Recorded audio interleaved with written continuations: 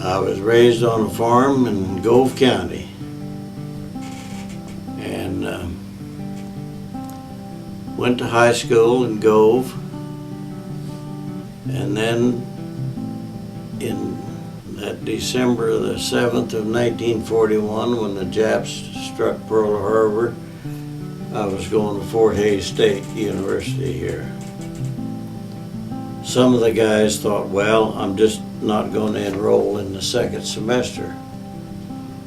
And I happened to have a fairly high draft number, so I thought, well, I'm going to enroll for the second semester and take some courses that I thought might do me some good if I got into the service. And if I hadn't have taken a couple of them, I probably wouldn't have made it into the Air Force. Went through about 17 months of training and got my wings and was a pilot, and then was sent to San Diego and was joined up with the rest of the squadron. That we had a new ship, the Lunga Point, was built up in Seattle, Washington, and it came down to San Diego. And once our squadron was complete and planes loaded and everything ready to go, that's when we took off for overseas. Well, we left, this is the Hawaiian Islands here, and our first invasion was over here in the Philippines, on the south end of Leyte. Then we went down here, this is New Guinea in Australia. We went down here with 3 carriers to an island that there was some Japs on, and they wanted us to destroy everything above ground so that what Japs that were on there couldn't get off or they couldn't get in, because we destroyed their airport. And then we went back up after that, through back to the Philippines, up to the north end of the Philippines, up to the northern island of Luzon, and to that invasion. And after that, then we came back, and Ulithi was usually the point where we would resupply between invasions. You know, once an invasion was over, we would pull back and take on food, fuel, and ammunition and bombs and whatever we hauled. And then from there we went to Iwo Jima, and then once Iwo Jima was over, we went back to Ulithi and resupplied again. And then we took off for Okinawa, and we had served out our time up at Okinawa, so we were called back into Guam, and while we were there, our squadron, we got off, and another squadron, VC-98, they replaced us, and they went back to Okinawa, and we got to come back to the States. And then they broke up our squadron, and they kept 25% of the old squadron and gave us some new guys that had just finished flight training here at home. And we were given 60 days to get them in combat readiness, because we were told we were going to go back to the mainland invasion of Japan. And we had been with these new guys for about 30 days when they dropped that first atomic bomb on Hiroshima in August the 6th of 1945. And then they dropped the second atomic bomb on Nagasaki on August the 9th of 1945. And after that, the war came to a halt, and then we broke up that squadron.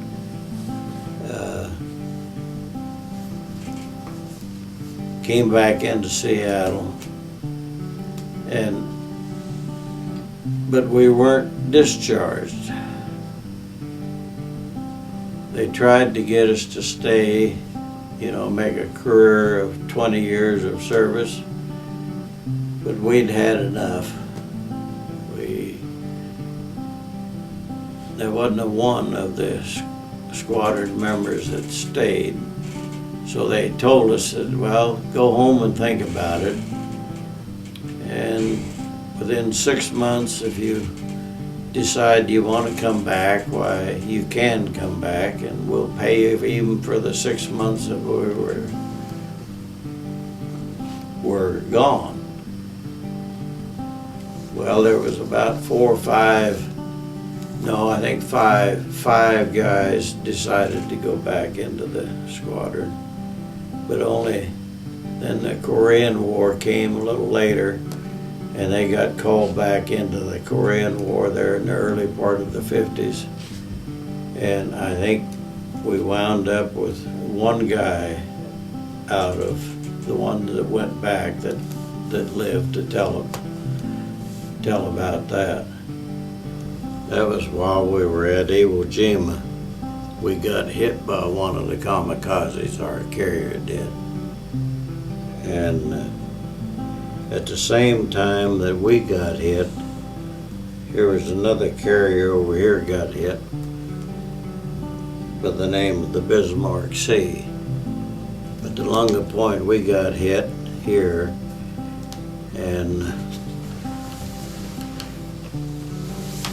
but they didn't sink us, and there was 4 planes that came at our ship, and only one plane went to the Bismarck Sea, and it got a direct hit and sank that carrier, where we managed to, the plane that come the closest to us was hit just before he hit our ship. He exploded right out in front, but all his plane and debris lit on our flight deck, and we could hear, because we were in the squadron ready room, which is right underneath the flight deck, and we could hear things rolling across the flight deck. Well, it was his plane that was doing that, and he set this fire, and we had quite a time of getting out. Until they got the fire put out, we were told to, everybody below decks,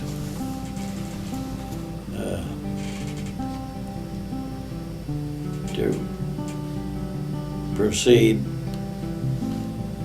out. Well, we couldn't get out because we only had 2 entrances to our squadron ready room, one on each end, and we opened the door on the one side, there was fire came in, so we all ran to the other side, and there was fire coming in there. And so, but we finally got down to the hangar deck below, and then eventually other ships came, and it was other ships that took these pictures of ours, and they helped to get the fire put out. and they spent the rest of the night, you know, fixing the flight deck so that in hopes that we would be able to be flying off of it the next day. When our troops would go in, when we would land, and the planes, we were supporting our troops. If they would call for help or want us to drop some bombs or strafe or whatever, fire some 5-inch rockets to make it easier so that they could move on. And that was our purpose, was to support the ground troops. My very first day into combat, I earned an air medal. And how I did it was, we had fighter combat teams, and there would be 5 guys in a fighter combat team, but only 4 of you would fly on a mission, and then the next mission, one would set out and another one would replace, so that you always had a spare. Well, on that morning when we were during the invasions of the Philippines, our fighter combat team happened to shoot down the first Jap airplane of our squadron. And that was in the morning. Then that afternoon, we were on standby duty, and we had gotten called, came out over the loudspeaker system, all pilots man your planes. So being on standby meant that, you know, we had our flight gear and everything ready, subject to call in case there was an emergency someplace or that they needed help someplace. And so we ran out and jumped in our airplanes and warmed them up and took off, and there was 12 other fighter planes besides our 4 that went off of 3 other carriers. And then there was, I think there was 8 or 10 torpedo bombers that took off. And we didn't know what our mission was going to be until we all got in the air. And then for some reason, our fighter combat team was appointed to be in charge of the mission. And then they finally told us what the mission was. They said at approximately 30 to 40 miles or so, at a certain heading, there was a couple of Jap destroyers had left Manila and was headed for the South China Sea, headed toward China. And they said, your mission is to seek and sink. In other words, go find them and sink them. And which we did. So that day we had 2 missions where we got the first plane, and then we got involved in the fighters on these 2 destroyers. Our part of it was to knock out their gunpowder so that they couldn't shoot the torpedo bombers down when they come in, because they were carrying a 2,000-pound torpedo. And once the fighters planes knocked out all the firepower on, and we had them dead in the water, but we couldn't sink them. Now, we did have 5-inch rockets and 50 caliber machine guns on our fighters, and once we knocked out all of their firepower, well then we got up out of the way, and the torpedo bombers then would come in real low on the water and drop their torpedoes and then peel off, and the torpedoes would plow into the side of the destroyers and explode and sink them. I was given a spot where they said that there was some Jap troops, and our troops weren't able to move forward because of this nest of Jap troops. So they wanted me to come in and strafe them or do whatever to run them back in their holes or kill them or whatever, so that they could move.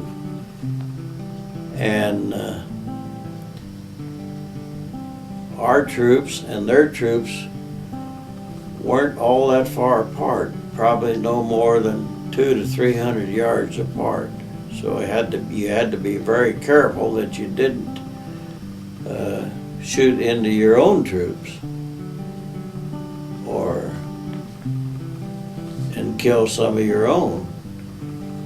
So I flew around the area a couple times, and they were pointing out exactly where they wanted me to go in at. And once I located the spot, and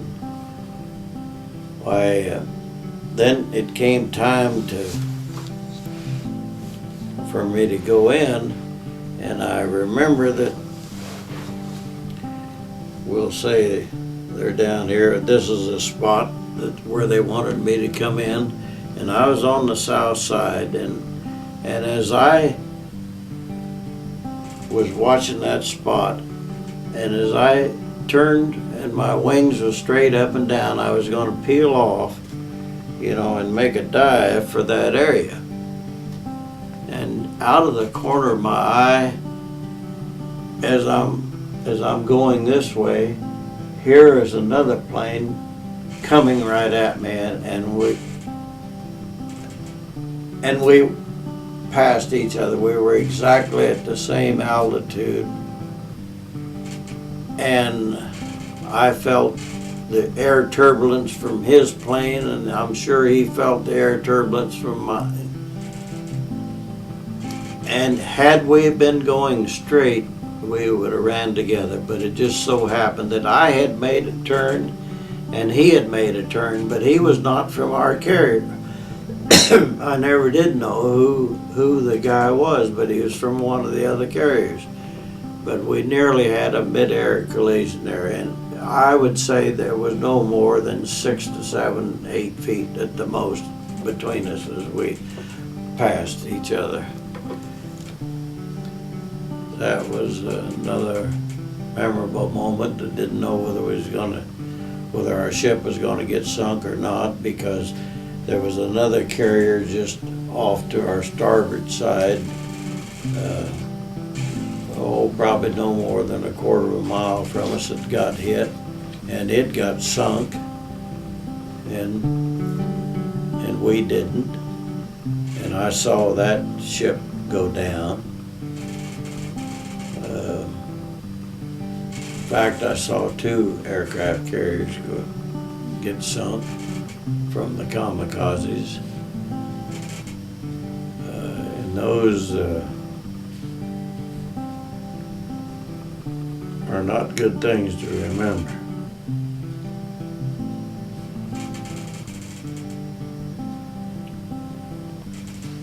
There are times that you still have flashbacks.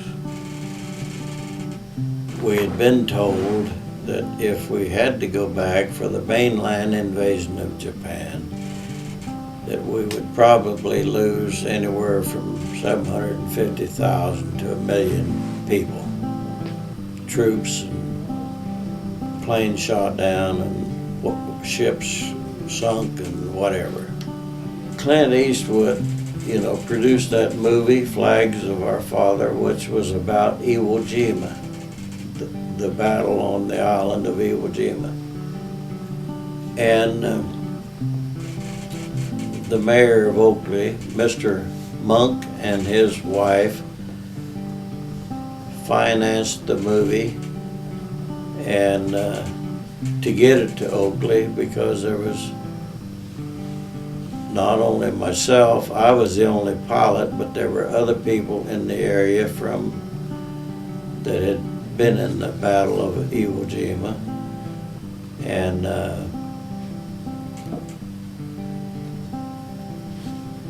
they was able to get the movie into Oakley, and it ran, I think, on Friday and Saturday and Sunday nights, 3 nights. And that was one way the community kind of honored us. I got a notice from the 9th Naval District Headquarters, said you are now on a 10-day standby notice, get your house in order. So, and I thought that I was going to have to go back for the Korean invasion. But it just so happened that they didn't call me. I hated to hear the telephone ring, thinking that it was bad news. Hated to go to the mailbox to get any mail. Hated to have anybody knock on the door, thinking it might be a telegram showing up. Anyway, I didn't have to go, but I still was on inactive reserve status, subject to recall. And I did not get my discharge until June of '57, which was